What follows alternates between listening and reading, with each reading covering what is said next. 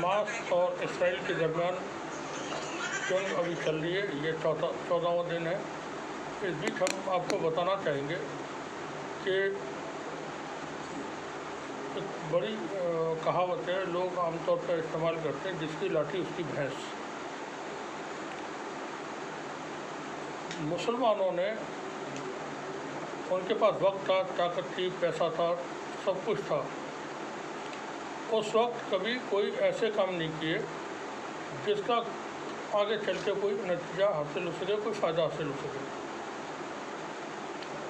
आज की दुनिया में भी बहुत सारे मुल्कों के पास और निजी तौर पर बहुत सारे लोगों के पास अपने कोई कमी नहीं है किसी भी चीज़ की, मगर वो कुछ करते नहीं।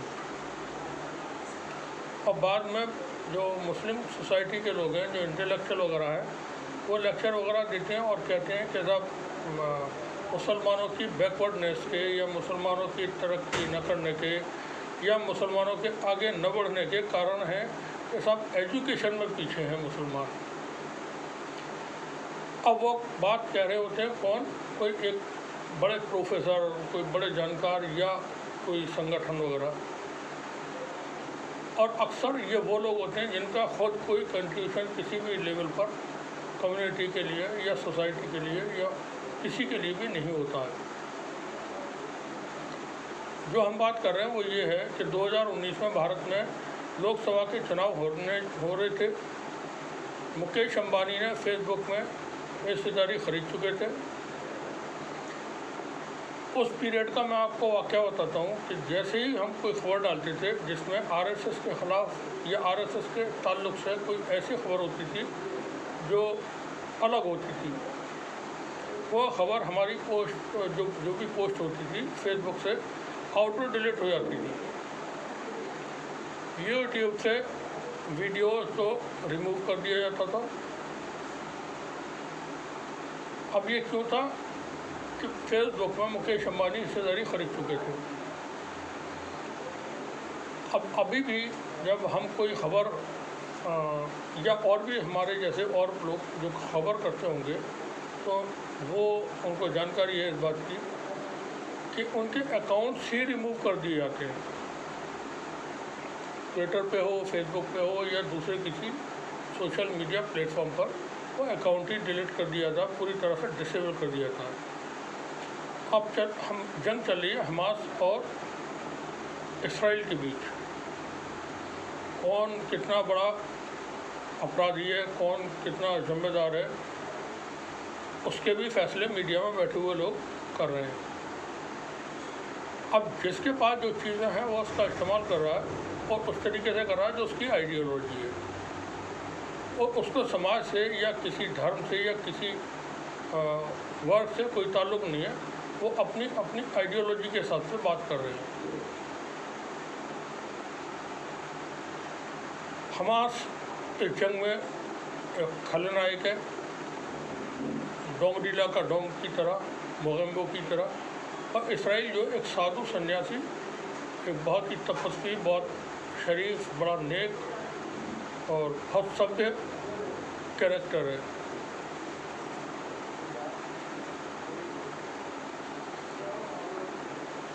उसी नैरेटिव के साथ खबरें दिखाई जा रही हैं। हम YouTube पर वीडियो डालते हैं, वीडियो फ़ौरन ही पब्लिश करने के फ़ौरन बाद उसको रिमूव कर दिया था YouTube से, कम्युनिटी वॉल्यूशन पर। फेसबुक पर खबर डालते हैं हमास और इसराइल की जंग की, वो रिमूव कर दी जाती है। मेटा का जो मालिक है जुकरबर्ग, उसने फ़लस्तीन के जो संगठन है उनके तमाम फेसबुक अकाउंट्स को पूरी तरह से फेसबुक से डिलीट कर दिया है। जब हम खबर डालते हैं ट्विटर पर तो वो खबर वहाँ से हमारा अकाउंट ही ब्लॉक कर दिया था। और ये बहुत सारे लोगों के साथ इस तरह का बुरा होगा। जो ओरिजिनल वीडियो, जैसे ये वीडियो हम रिकॉर्ड करके आपको से बात कर रहे हैं और इसमें हम किसी भी तरह का कोई ग्राफिक्स, कोई फ़ोटो या कोई वीडियो जो जंग के हैं वो इसमें शामिल नहीं करेंगे। इस तरह के वीडियो जो हमने किए उनको यूट्यूब से कम्युनिटी वायलेशन में कि हम बात कर रहे हैं और उसमें खून खराबा उनको नज़र आ रहा है और वो रिमूव कर दिए जाते हैं और हमको स्ट्राइक मिल जाती है। वो इसलिए है कि उनकी मनमानी चल रही है, हर चीज़ उनके हाथ में है, हर चीज़ के वो मालिक हैं। अब जो भी मुकाबला है वो टेक्नोलॉजी, पावर का से है, कहीं भी हैं आप उसी का मुकाबला है। और उस मुकाबले में आप किस तरह से उससे मुकाबला कर पाएंगे या जीत पाएंगे, क्या कर पाएंगे, ये थोड़ा मुश्किल हो जाता है।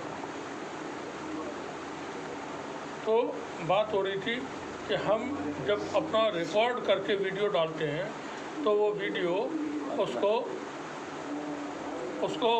फ़ौरन ही यूट्यूब से कम्युनिटी वायलेशन के स्ट्राइक का नोटिस दे करके उसको हटा दिया था और 10-12 दिन 15 दिन जो भी उनका लिमिट है पाबंदी हो जाती है कि हम कोई नया वीडियो नहीं डाल सकते हैं।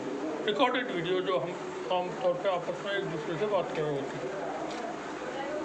अब ऐसा इसलिए है कि वो मालिक हैं इसके, और मालिक को ये अधिकार होता है, उसके बाद ताकत होती है कि वो जैसा चाहे फैसला ले ले, उसको कोई नहीं रोक सकता। हम देखते हैं कि भारत के अंदर या हमारे अपने शहर के अंदर कितने ही ताकतवर और हैसियतमंद गुंजाइश वाले लोग हैं जो कोई अखबार शुरू करना चाहें तो सोचने के बाद 1 घंटे में शुरू कर सकते हैं। मुस्लिम कम्युनिटी की हम बात कर रहे हैं। जो कोई न्यूज़ चैनल शुरू करना चाहें 400-500 करोड़ तक का, वो कभी भी शुरू कर सकते हैं। 100-200 करोड़ रुपए का कभी भी शुरू कर सकते हैं, इतना पैसा उनके पास है। उनका कंट्रीब्यूशन मुल्क के लिए, सोसाइटी के लिए, कम्युनिटी के लिए शून्य है, बहुत बड़ा वाला 0। और वो रेस्पेक्टेड लोग हैं सोसाइटी के।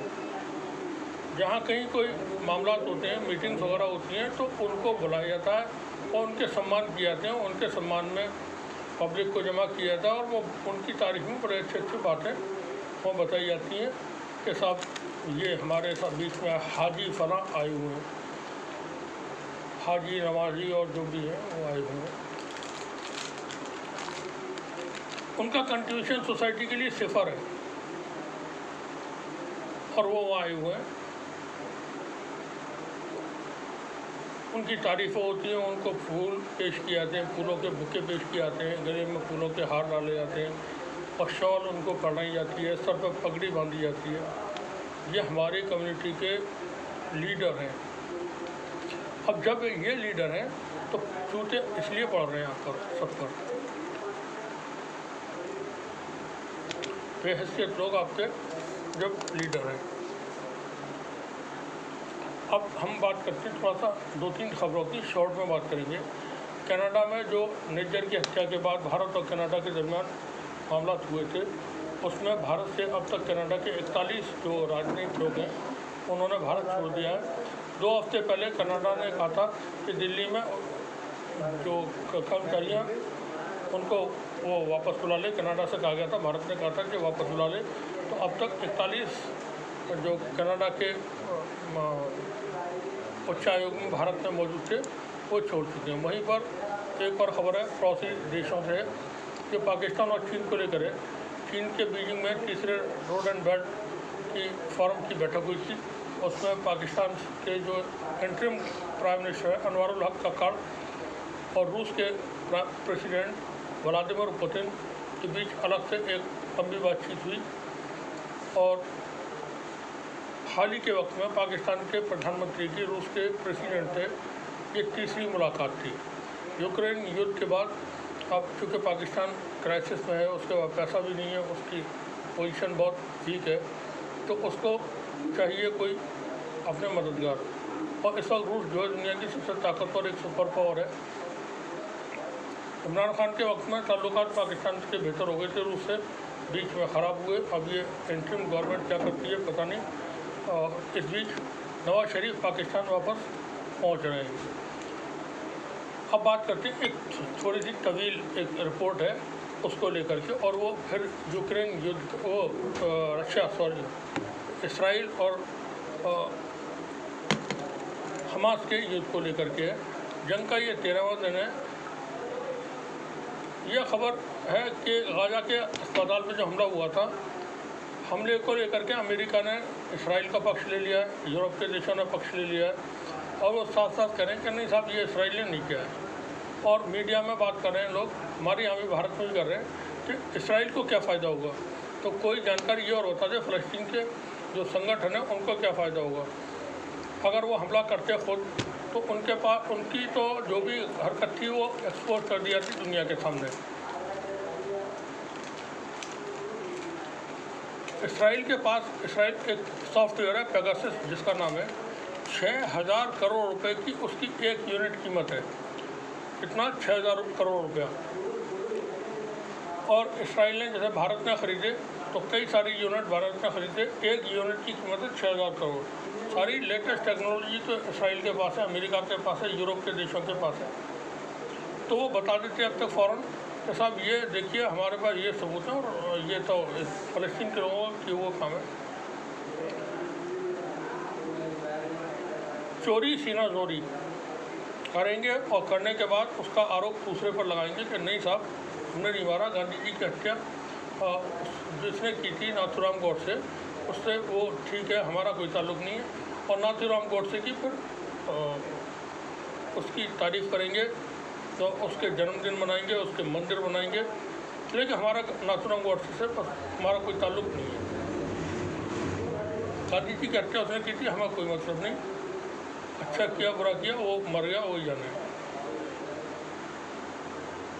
गाजा में हमला होता है अस्पताल पे, हमने नहीं किया, गाजा के ही लोगों ने किया, फ़लस्तीन के लोगों ने किया। इससे हमें क्या मतलब और हमारा क्या अच्छा फ़ायदा है।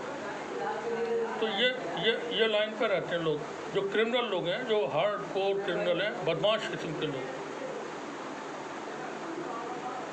दे are not human beings, they are zombies. They can kill, they can destroy, can do anything for religion, not for society or country, for religion.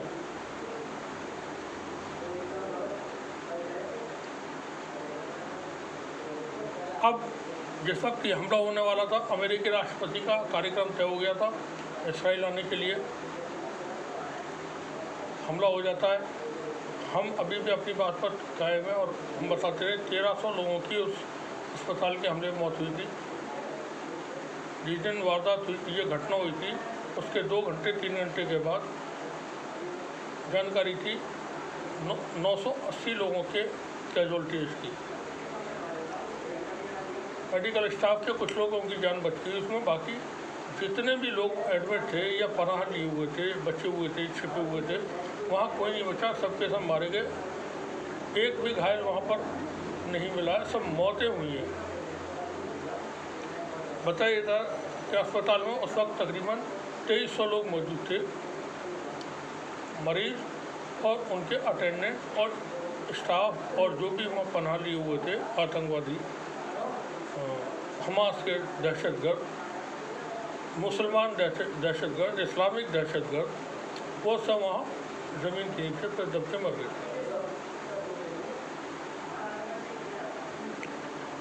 ये जो जंग है वो नफ़रत और मक्कारी और कमीनेपन की जंग है। इस तरह के मॉडल्स रिपीट होते हुए जगह जगह आइंदा फिर देखेंगे। अब कहीं कुछ हो जाता है, जैसे कोई अदालत फैसला दे देती है बड़ी, तो वो रूलिंग बन जाती है, उससे लोग फिर आगे फ़ायदा उठाते हैं। 1993 में 6 दिसंबर 1992 को बाबरी मस्जिद के शहीद होने के बाद 1993 में मुंबई के अंदर सीरियल ब्लास्ट हुए थे, सीरियल अटैक हुए थे। वो एक रूलिंग का काम किया आगे के लिए कि मुसलमान मस्जिद के टूटने से, मस्जिद के शहीद होने से इनमें गुस्सा है, ये नाराज़ हैं, और ये आतंकवादी घटनाएं कर रहे हैं। देश भर में अनेक आतंकवादी वारदातें हुई, जगह जगह कई सारे हमले हुए, धमाके हुए, कितनी ही बेगुनाह उसमें मारे गए। करने वाले कौन है? सब मुसलमान हैं। ये मस्जिद जो गिर गई है उसका बदला लेने के लिए ये लोग कर रहे हैं। ये जो रूलिंग सेट हो जाती है फिर उस पर ये लोग काम करते हैं। करने वाले कोई और थे। तोहमत उसमें मुसलमानों के सर रही और मुसलमानों पर ही बहुत अच्छी वाली उठाई हुई, उनकी उठाई हुई, पिटाई हुई, तबाही हुई, सब कुछ हुआ। अल्लाह का शुक्र है मुसलमान बहुत शानदार ज़िंदगी जी रहे हैं। उनके अखराजात बहुत ज़्यादा होते हैं, उनके जो सोशल स्टेटस है बहुत बड़े हैं। 1000 साल भारत में उन्होंने हुकूमत की, पूरी दुनिया में राज करेंगे, क़यामत से पहले करेंगे कुछ नहीं। कम्युनिटी के लिए, सोसाइटी के लिए कोई कंट्रीब्यूशन नहीं करेंगे, मगर ज़मानों पे उनके और बातों में बहुत प्राउड होगा। किससे बताएंगे बैठ करके महफिल में? हमारे दादा बहुत बड़े ज़मींदार थे, बड़े जागीरदार थे और उनका क्या रुतबा था, उनके सामने कोई बोल नहीं सकता था। और हमारे परदादा ऐसे थे, उनका जूता पूछता था, उनकी ये बातें होती हैं, हम देखते हैं।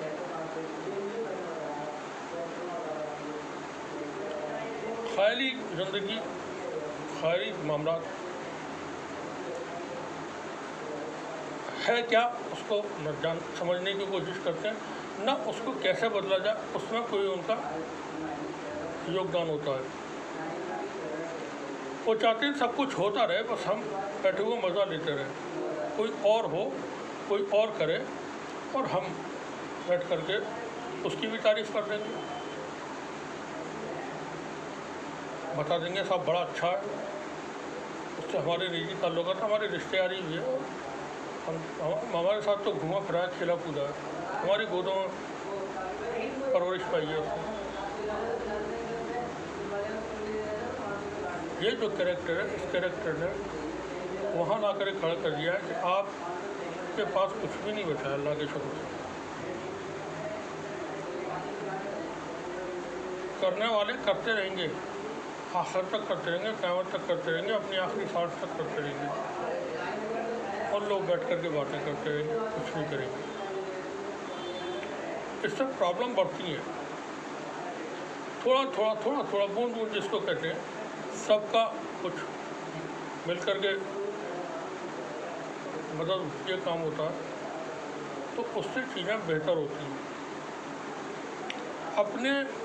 अपने शौक़ के लिए, अपना रुतबा दिखाने के लिए, समाज में अपनी पोजीशन दिखाने के लिए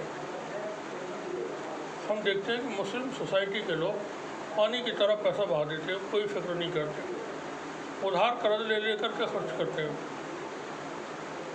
क्योंकि उनको सोशल स्टेटस अपना मेंटेन रखना, उसको बढ़ाना है, बेहतर से बेहतर दिखाना है सोसाइटी में।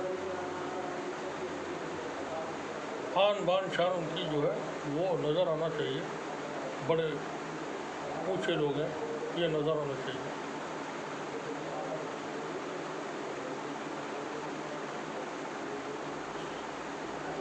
फिर वही बात कि आप जो कमज़ोर है, जो गिरा हुआ है, उसको झुक करके उठाने के लिए तैयार नहीं है, क्योंकि झुकने में आप अपने आप को शर्मिंदा महसूस करते हैं कि ये काम हमारा नहीं है। अब सारी चीज़ें मुकेश अंबानी के हाथ में, मुकेश अंबानी के हाथ में, अडानी के हाथ में, भारत के अंदर, और उनके जैसे और जो लोग हैं उनके हाथ में। तो जिधर सिस्टम को, गाड़ी को जिधर ले जाना चाहेंगे वो ले जाएंगे, आदम आ जाएंगे जेल। आपकी बारी आएगी फिर।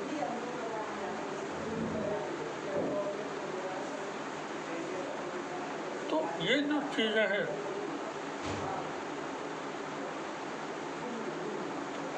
अब चूँकि मार्क जुकरबर्ग मालिक है फेसबुक का, एलन मस्क मालिक है ट्विटर का और दूसरे मीडिया प्लेटफॉर्म्स का। आप डालिए वीडियो और करिए फेसबुक पर पोस्ट, इंस्टाग्राम पे, यूट्यूब पर। इधर आप वीडियो डालते हैं, अगले सेकंड में उसको रिमूव कर दिया था, कॉपीराइट का वो कम्युनिटी वॉल्यूशन का स्ट्राइक आ जाता है और 15 दिन के लिए आपका रोक लगा दिया था। 10 दिन 15 दिन वीडियो नहीं डाल पाएंगे। आपका अपना है ही नहीं कुछ, आपने कोशिश ही नहीं की, आप चाहते नहीं कि कौम आगे बढ़े। आप कौम को आगे बढ़ाते हैं महफिलों में बैठ करके, बातें करके और दुख जता करके। जब 2-4 बैठे होते हैं दाढ़ी टोपी वाले, मेहंदी लगी हुई दाढ़ियाँ होती हैं, वो बैठे होते हैं, उस वक्त बातचीत में आप कौम को के लिए दुख आपका होता है और कौम को आगे बढ़ाना चाहते हैं बातचीत से, दुख जता करके। और कौम कैसे तबाह हुई है, कैसे बर्बाद हुई है, सरकार ने क्या किया है, ये तमाम एक्सप्लेन करके।